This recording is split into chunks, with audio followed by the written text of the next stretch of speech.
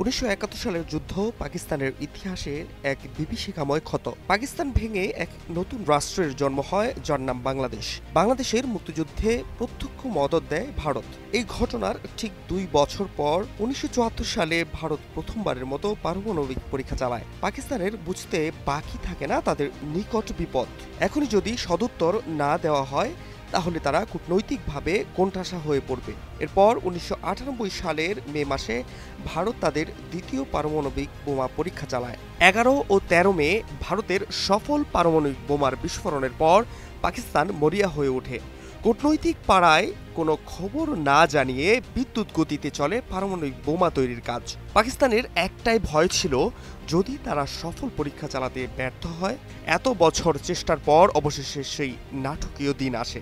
28 মে দুপুর 3:16 পাকিস্তানের বেলুচিস্তানের চৌগা অঞ্চলকে বাছাই করা হয় পরীক্ষার জন্য। হঠাৎ একসাথে 6টি বিস্ফোরণ। সফল পরীক্ষার পর সাংবাদিকদের সামনে তার ঐতিহাসিক ঘোষণা, we have settled the score. সেই মুহূর্তে গোটা পাকিস্তান আনন্দে উল্লাসে ভেসে ওঠে। রাস্তায় নামে হাজার হাজার মানুষ। পাকিস্তানের সাধারণ জনগণ রাস্তায় নেমে এসে আনন্দ মিছিল শুরু করে, কারণ তাদের দেশ এই প্রথম পারমাণবিক অস্ত্রের সফল পরীক্ষা চালিয়েছে। পাকিস্তানের চিরশত্রু ভারতের কপালে চিন্তার ভাঁজ। মুসলিম বিশ্বের একমাত্র পরমাণু শক্তিধর দেশ হয়ে উঠল পাকিস্তান। কিন্তু তারা কিভাবে পরমাণু সক্ষমতা অর্জন করল?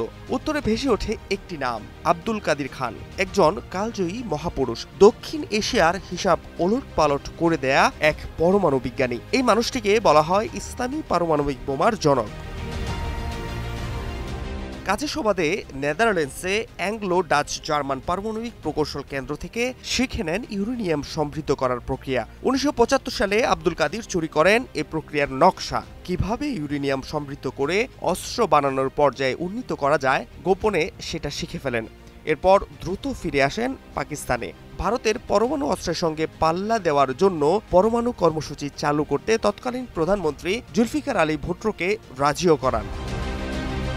প্রথম মুসলিম বোমা আবিষ্কারক আব্দুল কাদির 90-এর দশকের গোড়ার দিকে তার বোমা বানানোর সেবার প্রস্তাব নিয়ে গোটা মধ্যপ্রাচ্যে চষে বেরিয়েছেন। মিশর, সৌদি আরব, আলজেরিয়া ও সিরিয়া তার প্রস্তাব ফিরিয়ে দিয়েছে। ইরান ও লিবিয়া তার প্রস্তাব গ্রহণ করলেও কিছু শর্ত জুড়ে দিয়েছিল।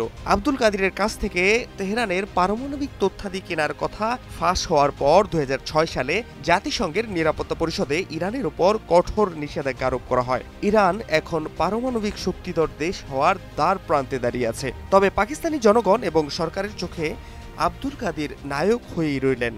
ইতিহাসের পাতায় কিছু দেশের কাছে তিনি চোর হিসেবে পরিচিত হয়ে থাকলেও পাকিস্তান এবং বহু দেশের কাছে তিনি বীর হিসেবেই অমর হয়ে থাকবেন। Fahad Shahriar, news desk, global television.